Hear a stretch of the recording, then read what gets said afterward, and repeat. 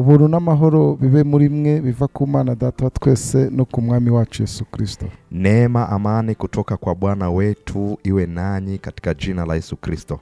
Ikaze mu kiganiro Healing Jesus Campaign. Karibu katika kipindi cha Healing Jesus Campaign. Omwumva ni Apostle Paul Simon kuva mu ishengero Holy City of God Temple Kenya Nairobi. Mnayemsikia ni mtume Leopold Sabimana kutoka katika kanisa la Holy City of God Temple Kenya Nairobi. Mbere ko dutangira dufite ijambo ryo kwaturira hamwe. Kabla ya kuanza tuna neno la kukiri kwa pamoja. Kwatura amagambo agize indirimbo nshya. Ni kutangaza maneno anayounda wimbo mpya. Ni wewe ukwiriye kwenda igitabo no kumena ibimenyetso bigifatanije. Ni wewe unayestahili kuchukua kitabu hiki na kuvunja mihuri yake. Kuko watambwe ugacungurira Imana abo miryango yose no mu ndimi zose. Kwa kuwa ulitolewa ukakomboa watu wa Mungu wa kila kabila, kila taifa, no moko yose no mahanga yose ubacunguje amaraso yawe. Na nchi zote na lugha zote ukiwakomboa kwa damu yako. Ukabahindurira Imana yacu kuba abami n'abatambyi kandi bazima mu isi. Ukawafanya kuwa makuhani na wafalme wa Mungu wetu katika ulimwengu. Uyu ni umunsi wa gatanu. Leo ni siku ya Ijumaa. Umunsi tuvuga ibifatanye ubuzima bwacu bwose bwa buri munsi. Ni siku tunapozungumzia kuhusu maisha yetu ya kila siku. Imyemereza na gutsinda cyangwa se kunanirwa. Ni ile falsafa ilitao ushindi au kushindwa. Kwa gatanu washize, Ijumaa iliyopita twashoje tuvuga ko ukeneye umuntu. Tulihitimisha tukisema kwamba unahitaji mtu. Ukeneye umuntu wo kukumenyekanisha, unahitaji mtu wa kukutambulisha, cyangwa se umuntu wo kuguhagurutsa, au mtu wa kukuinua. Ushokwibaza ko ibyo nawe wabyikorera. Waweza kufikiri kwamba wewe unaweza. Yego birashoboka ariko bizakugora cyane. Ndiyo inawezekana lakini utasumbuka mno. Ndetse cyane rwose. Na utasumbuka zaidi. Kandi bizagufata igihe kinini. Na itachukua muda mrefu. Kandi niba wari kugera ku ijana na hata ungelifikia 100%, ndakubwira ko ni wakora cyane usho kuzagira 35%. Nitakwambia ukijitahidi sana utafikisha tu 65%. Mbega uyu muntu ukenera agufasha iki? Na huyu mtu naye mtaji anakusaidia nini? Hariho ikirere uyu muntu aba yaramaze gufata. Unajua kuna anga mtu huwa tayari yeye ameshalishika. Imiryango y'uyu muntu iba yaramaze kuguruka. Ina maana milango ya mtu huyo tayari imeshafunguka. Uwo muntu aba yaramaze kwemerwa. Huyo mtu tayari yeye ameshakubalika. Utirengagije experience uyu muntu aba afite. Bila kujali uzoefu alionao. Imbaraga zifatika n'ibidafatika. Kwa nguvu zinazoshikika na vile havishikiki. N'ibindi byisho udafite. Na mambo mengine wewe huna. So muri buri kariyeri yose y'ubuzima. Na kwa kila career ya maisha ukeneye umuntu. Unahitaji mtu. Reba muri Bible. Tizama katika Biblia. Abantu bose bakomeye urasanga baragize abantu bo kubamenyekanisha no kubahagurutsa. Watu wote waliotambulika, waliojulikana wakawa hodari, walikuwa na watu wa kuwatambulisha, wa kuwakilisha. Umuhanuzi Samuel kugira ngo tumumenye yarakeneye umutambyi Eli. Na Nabii Samueli ili tuweze kumjua alikuwa anahitaji kuhani Eli. So umuhanuzi Elisha yarakeneye umuhanuzi Elia. Nabii Elisha alikuwa anamhitaji Nabii Elisha. Paulo yarakeneye Gamalieli. Paulo alikuwa akimhitaji Gamalieli. Yesu yarakeneye Yohana umubatiza. Yesu alikuwa anamhitaji Yohana mbatizaji. Intumwa zazikeneye Yesu. Mitume walikuwa kimhitaji Yesu. Umwami Daudi twese twemera. Mfalme Daudi sisi sote tunayeamini yarakeneye Sauli. Alikuwa anahitaji Sauli. Ndetse Mose yarakeneye kwitwa umuhungu umukobwa wa Farao. Na Musa ilimbidi aitwe kijana wa msichana wa Farao. Iyo bitabi byo isingelikuwa ni hivyo, Mose ntiyari kubuwari. Mose asingelikuwa tunayemzungumzia leo. Byakozwe n'umwaka 7:22. Tunaposoma katika kitabu cha Matendo ya Mitume ni 7 mstari wa 22. Avuga ngo Mose yigishwa ubwenge bwose bw'abanyegiputa agira imbaraga mu magambo ye no mu byo akora. Musa akafundishwa hekima yote ya Wamisri, akawa hodari wa maneno na matendo. Wibaza ko Mose ubu bwenge n'ubuhanga yabigize kuko avuka mu Balewi? Hivi unafikiri Musa hekima hii na ujuzi huu aliupata kwa kuwa amezaliwa katika Walawi? Oya, nuko yiswe umuhungu umukobwa wa Farao. Ni kwa kuwa tu amebeba jina la msichana wa Farao. Ndio mpamvu yagiye kwiga mu mashuri meza yarariho muri icyo gihe. Ndio maana alienda kusoma katika mashule mazuri ya wa Misri. So arangije agira ubwenge na akawa na hekima, agwiza imbaraga akaongezeka kwa nguvu mu magambo ye n'umukorwa ye, na akawa hodari kwa maneno yake na matendo yake. Nicyo nakuvuga ngo ukeneye umuntu. Ninachoweza kukisema, wewe unahitaji Imana mtu, iguhuze n'umuntu, na mtu akukutanishe na mtu ugufasha mu kuzamuka kwawe, atakaye kusaidia kuinuka kwako.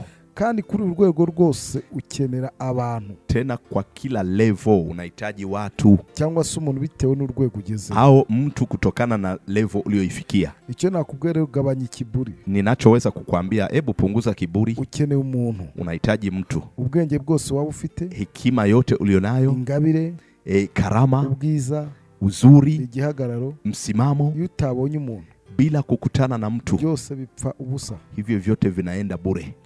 Umva, abantu bafite akazi bose, Sikiliza, watu wote wenye kazi, bazi gukora neza, wanajua kufanya kazi vizuri, bakora neza ibintu, wanafanya vitu vizuri, nuko bagize umuntu ubashyikana aho hantu. ni kwamba walipata mtu aliyewafikisha mahali hapo. Abategetsi bakomeye tubona, Hawa watawala wakubwa tunayowaona, suko bafite impano z'ibitangaza, si kwamba wana karama za ajabu, nta kindi special bafite, hawana kitu cha special, ahubwo bagize umuntu ubari inyuma, bali walipata mtu aliyopo nyuma yao. bafite umuntu bahagarariye, Wana mtu anayewakilisha. Abantu bose bari hejuru, Wale wote mnaowaona huko juu, barya tureba tubanje kurarama, wale tunaowaitizama kwa kuinua kichwa, nta kindi baturusha, hakuna wanachotuzidi. baturusha kubona umuntu, Wanatuzidi tu kupata mtu aliyewa position huko.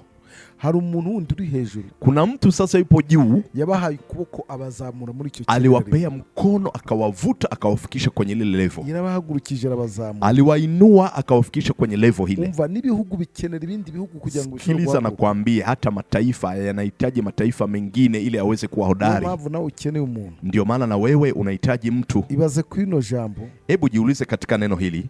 Yesu yabwiye abigishwa be, Yesu Kristo aliwaambia wanafunzi wake. ndashaka ijambo ry'ibazo kabiri, Ninataka hili neno kabisa ujiulize mara mbili mbili. muri Matayo 10:9 kugeza 11.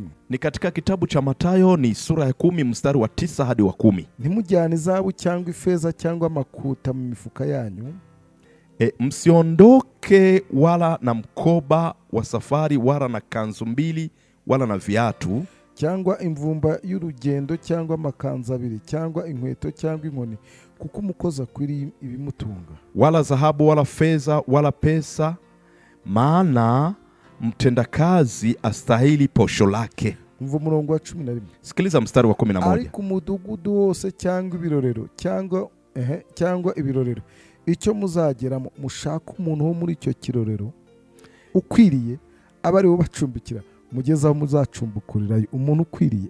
Na 11, na mji wowote au kijiji chochote mtakachokiingia, tafuteni ni nani humo aliye mtu mwaminifu, mkae kwake hata mtakapotoka. Muri buri gikorwa cyose, Katika kazi yoyote, naho waba warahamagawe n'Imana, hata kama umeitwa na Mungu, ukeneye umuntu ukwiriye. unahitaji mtu mwaminifu. Abo ni abantu bake kandi baboneka gake, Na hao watu kabisa ni wachache na kuwapata ni nadra. nta kindi kibazo ufite, Hauna shida nyingine wewe. Kibazo nturabona umuntu ukwiriye. Tatizo wewe hujampata mtu aliye Imana mwaminifu, iguha umuntu ukwiriye, na Mungu akupe mtu aliye none mwaminifu. umuntu ukwiriye ninde? Na sasa mtu mwaminifu ni Ibuka nani? ko izi ntumwa zagiye zidafite ibirato, Kumbuka hawa mitume waliondoka bila viatu, impuzu zo kuranywa, hawana nguo za bafite kubadili, amafaranga yo kuranywa, hawana fedha, bafite n'ibyo kurya. hawana chakula. Mu by'ukuri umva adakeneye umuntu ukwiriye. Kweli hapa tunaona wanahitaji mtu mwaminifu Umuntu kabisa. ukwiriye ni umutunzi, Mtu aliye mwaminifu ni tajiri. umuntu ukwiriye si mwaminifu, ukwiriye. Mtu anayetosha, anayefaa. Umuntu ukwiriye, Mtu anayefaa ni umutunzi, ni tajiri, ni umuntu ufite bya bindi badafise, ni yule ana vile wao hawana, ni umuntu ufite aho kubaraza, ni mtu ana mahali pa yarangiza kuwahifadhi, akabona ko nta birato bindi bafite, na atakapowahifadhi kwa nyumba yake ataona kwamba hawana viatu akagenda vingine, akabagurira ibindi birato. anaenda anawanunulia viatu Yabona vingine. nta muzu bafite akagenda akagura izindi mpuzu. Anaona hawana nguo ya kubadilisha, anawanunulia nguo Akabana nyingine, amafaranga bakenda. na anawapea pesa, maana mifuko hawana. Uwo niwe Yesu yababwiye. Huyo sasa ndo Yesu Kristo Ati aliyowaambia, uwo muntu mwamubona, na mtu huyo mtakapomuona muzaveyo, msiondoke hapo. kuko uwo nguwo azabafasha gutuma mubwiriza ubutumwa ahantu. Huyo atawasaidia muweze kuhubiri injili mahali hapo, kuko ntacyo muzaba mukennye, kwa kuwa hamtopungukiwa na chochote mkiwa pamoja naye. mutagurisha n'ingabire. Sasa hiyo itawafanya hata zile karama msiweze kuziuza. Ibyo mbahere ubuntu muzabitangira ubuntu. Ina maana nilichowapea kwa bure na nyinyi mtapeana kwa bure, kuko ntacyo muzaba mukennye, kwa kuwa hamtokuwa mnahitaji lolote. Iryo jambo rya mbere sabwe abigishwa. Hili ndo neno la kwanza Yesu Kristo. Mahali popote mtakapofika, mtafute mtu anayefaa, abariwe ubakira, na awe ndo atakayewapokea. Kandi ntimuzaveyo, tena msiondoke hapo, kwa kuwa mtu huyo anafaa. So mu buzima dukeneye umuntu ukwiriye, na maishani mwetu hapa tunahitaji watu wanaofaa muri buri kariyeri y'ubuzima, kwa kila kiri ya maisha, muri buri kintu cyose waburi, kwa kila kitu unachokifanya ukeneye umuntu ukwiriye. Unahitaji mtu anayefaa. Umuntu ukwiriye, na mtu anayefaa ni mtu aliye juu, ana neno, ana nguvu zikipesa, ana msimamo, ana uwezo, ana kila kitu mtu anachokihitaji. Na unapokutana na mtu, atakuinua, atakufikisha kwa level ya juu. Huyo ndo unayemhitaji maishani mwako. Unamhitaji kibiashara, unamhitaji kibiashara, unamhitaji katika kila kitu unachokifanya. Kisiasa unamhitaji, na mataifa anahitaji mtu wa namna hiyo. Kila level tunahitaji mtu. Tunahitaji watu kama hawa. Hili ndo ombi langu, na Mungu aweze kukupea watu hao kwa jina la Yesu. Shalom, tutaendelea. Kumbuka ile namba ya simu +254 742 Omba pamoja nami. Nukuri kugirwa neza n'imbabazi bizanyuma y'imisi yose nyiriho, nanjye nzamunzu w'iteka ryose. Amen. Hakika wema na fadhili zitanifuata siku zote za maisha yangu, nami nitakaa nyumbani mwa Bwana milele. Bwana akubariki na kukulinda. Bwana akuangazie nuru za uso wake na kukufadhili. Bwana akuinulie uso wake na kukupa amani kwa jina la Yesu. Amen. Shalom. Shalom.